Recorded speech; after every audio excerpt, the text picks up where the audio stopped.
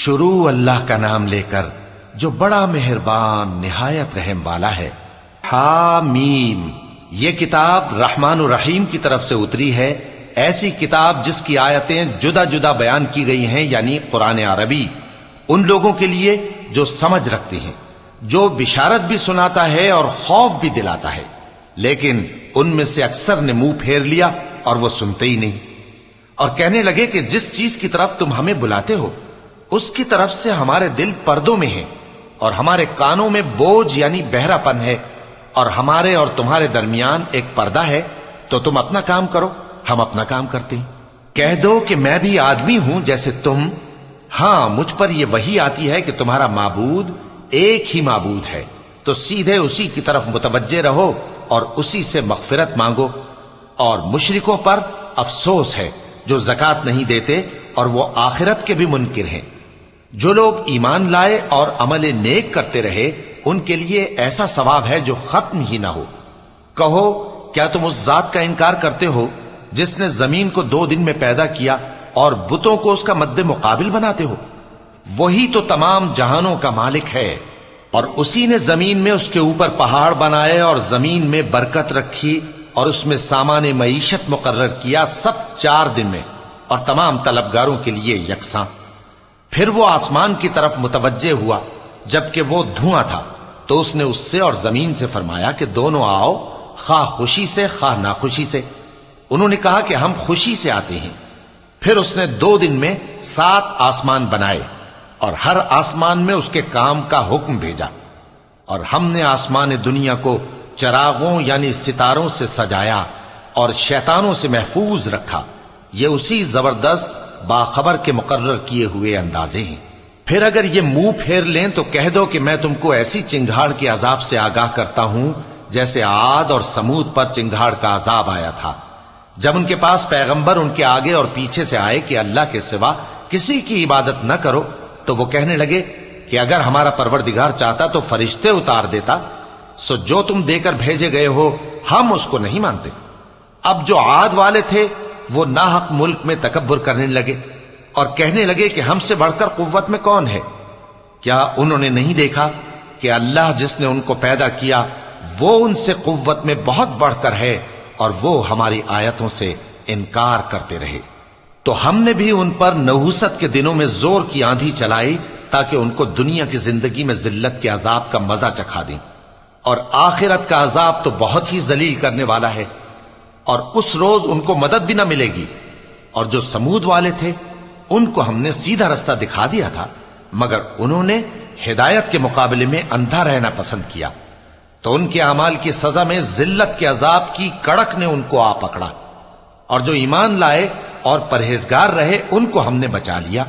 اور جس دن اللہ کے دشمن دوزخ کی طرف اکٹھے کیے جائیں گے پھر ان کی الگ الگ جماعتیں بنائی جائیں گی، یہاں تک کہ جب دوزخ کے پاس پہنچ جائیں گے تو ان کے کان اور آنکھیں اور کھالیں یعنی دوسرے اعضاء ان کے خلاف ان کے اعمال کی شہادت دیں گے، اور وہ اپنی کھالوں یعنی اعضاء سے کہیں گے کہ تم نے ہمارے خلاف کیوں شہادت دی؟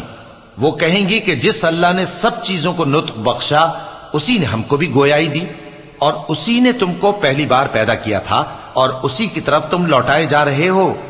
اور تم اس بات کے خوف سے تو پردہ نہیں کرتے تھے کہ تمہارے کان اور تمہاری آنکھیں اور کھالیں تمہارے خلاف شہادت دیں گی، بلکہ تم یہ خیال کرتے تھے کہ اللہ کو تمہارے بہت سے اعمال کی خبر ہی نہیں، اور اسی خیال نے جو تم اپنے پروردگار کے بارے میں رکھتے تھے تم کو ہلاک کر دیا اور تم خسارہ پانے والوں میں ہو گئے۔ اب اگر یہ صبر کریں گے تو بھی ان کا ٹھکانہ دوزخ ہی ہے، اور اگر توبہ کریں گے تو ان کی توبہ قبول نہیں کی جائے گی۔ اور ہم نے ان کے ایسے ساتھی بنائے جنہوں نے ان کے اگلے اور پچھلے اعمال ان کو عمدہ کر دکھائے تھے، اور جنات اور انسانوں کی جماعتیں جو ان سے پہلے گزر چکی ان پر بھی اللہ کے عذاب کا وعدہ پورا ہو گیا۔ بے شک یہ نقصان اٹھانے والے ہیں۔ اور کافر کہنے لگے کہ اس قرآن کو سنا ہی نہ کرو، اور جب پڑھنے لگے تو شور مچا دیا کرو تاکہ تم غالب رہو۔ سو ہم بھی کافروں کو سخت عذاب کے مزے چکھائیں گے اور ان کے برے اعمال کی جو وہ کرتے تھے سزا دیں گے۔ یہ اللہ کے دشمنوں کا بدلہ ہے یعنی دوزخ، ان کے لیے اسی میں ہمیشہ کا گھر ہے۔ یہ اس کی سزا ہے کہ ہماری آیتوں سے انکار کرتے تھے۔ اور کافر کہیں گے کہ اے ہمارے پروردگار، جنوں اور انسانوں میں سے جن لوگوں نے ہم کو گمراہ کیا تھا ان کو ہمیں دکھا کہ ہم ان کو اپنے پاؤں تلے روند ڈالیں تاکہ وہ سب سے نیچے رہیں۔ جن لوگوں نے کہا کہ ہمارا پروردگار اللہ ہے، پھر وہ اس پر قائم رہے، ان پر فرشتے اتریں گے اور کہیں گے کہ نہ خوف کرو اور نہ غمناک ہو، اور بہشت کی جس کا تم سے وعدہ کیا جاتا ہے خوشی مناؤ۔ ہم دنیا کی زندگی میں بھی تمہارے دوست تھے اور آخرت میں بھی تمہارے رفیق ہیں، اور وہاں جس نعمت کو تمہارا جی چاہے گا تم کو ملے گی، اور جو چیز طلب کرو گے تمہارے لیے موجود ہوگی۔ یہ بخشنے والے مہربان کی طرف سے مہمانی ہے۔ اور اس شخص سے بڑھ کر بات کا اچھا کون ہو سکتا ہے جو اللہ کی طرف بلائے اور عمل نیک کرے اور کہے کہ میں مسلمان ہوں۔ اور بھلائی اور برائی برابر نہیں ہو سکتی، تو سخت کلامی کا ایسے طریق سے جواب دو جو بہت اچھا ہو۔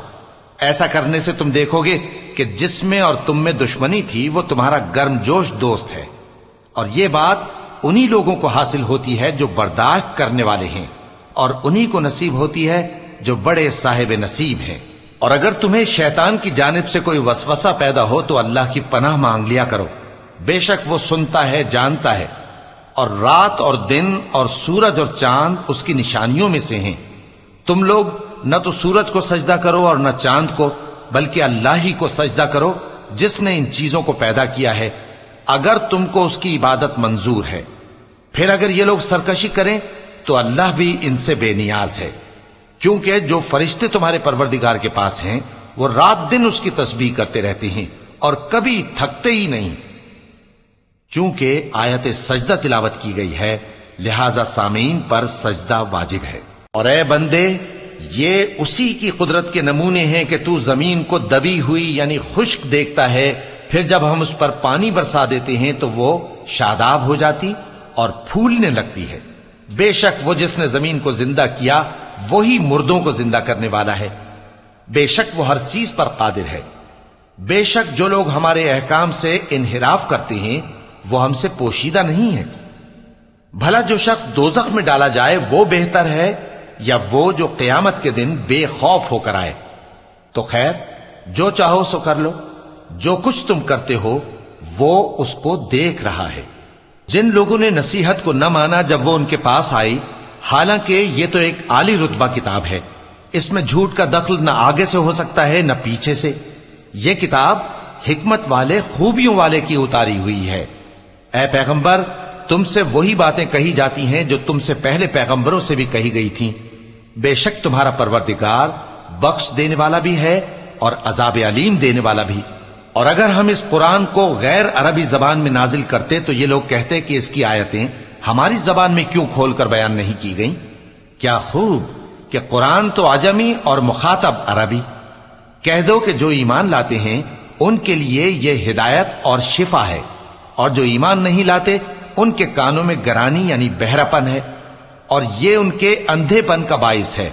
ان کو گویا دور کی جگہ سے آواز دی جاتی ہے۔ اور ہم نے موسیٰ کو کتاب دی، پھر اس میں اختلاف کیا گیا، اور اگر تمہارے پروردگار کی طرف سے ایک بات پہلے نہ ٹھہر چکی ہوتی تو ان میں فیصلہ کر دیا جاتا۔ اور یہ اس قرآن کی طرف سے بڑے بھاری شک میں پڑے ہیں۔ جو نیک کام کرے گا تو اپنے لیے، اور جو برے کام کرے گا تو ان کا ضرر اسی کو ہوگا، اور تمہارا پروردگار بندوں پر ظلم کرنے والا نہیں۔ قیامت کے علم کا حوالہ اسی کی طرف دیا جاتا ہے، یعنی قیامت کا علم اسی کو ہے۔ اور نہ تو پھل غلافوں سے نکلتے ہیں اور نہ کوئی مادہ حاملہ ہوتی ہے اور نہ جنتی ہے مگر اس کے علم سے۔ اور جس دن وہ ان کو پکارے گا اور کہے گا کہ میرے شریک کہاں ہیں، تو وہ کہیں گے کہ ہم تجھ سے عرض کرتے ہیں کہ ہم میں سے کسی کو ان کی خبر ہی نہیں۔ اور جن کو پہلے وہ اللہ کے سوا پکارا کرتے تھے سب ان سے گم ہو جائیں گے، اور وہ یقین کر لیں گے کہ ان کے لیے کوئی راہ فرار نہیں۔ انسان بھلائی کی دعائیں کرتا کرتا تو تھکتا نہیں، اور اگر اس کو تکلیف پہنچ جاتی ہے تو نا امید ہو جاتا ہے، آس توڑ بیٹھتا ہے۔ اور اگر تکلیف پہنچنے کے بعد ہم اس کو اپنی رحمت کا مزہ چکھاتے ہیں تو کہتا ہے کہ یہ تو میرا حق تھا، اور میں نہیں خیال کرتا کہ قیامت برپا ہو۔ اور اگر قیامت سچ مچ ہو بھی اور میں اپنے پروردگار کی طرف لوٹایا بھی جاؤں تو میرے لیے اس کے ہاں بھی خوشحالی ہوگی۔ پس کافر جو کچھ کیا کرتے ہیں وہ ہم ضرور ان کو جتائیں گے اور ان کو سخت عذاب کا مزہ چکھائیں گے۔ اور جب ہم انسان کو نعمتوں سے نوازتے ہیں تو وہ منہ موڑ لیتا ہے اور پہلو پھیر کر چل دیتا ہے، اور جب اس کو تکلیف پہنچتی ہے تو لمبی چوڑی دعائیں کرنے لگتا ہے۔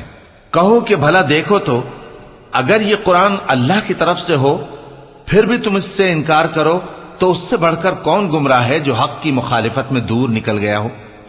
ہم ان قریب ان کو اطراف عالم میں بھی اور خود ان کی ذات میں بھی اپنی نشانیاں دکھائیں گے، یہاں تک کہ ان پر ظاہر ہو جائے گا کہ قرآن حق ہے۔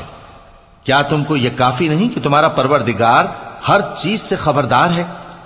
دیکھو یہ اپنے پروردگار کے روبرو حاضر ہونے سے شک میں ہیں۔ سن رکھو کہ وہ ہر چیز کا احاطہ کیے ہوئے ہے۔